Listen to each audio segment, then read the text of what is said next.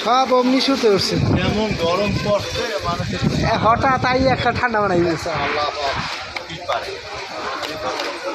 এখন আমার আড়া লাগবে, আমি আমার পথে না হাত মু দুইজনে আজকে এইটা খুঁজি আবার এখানে খারাপ মোহের মধ্যে বালি ঝুলিয়ে গেছে।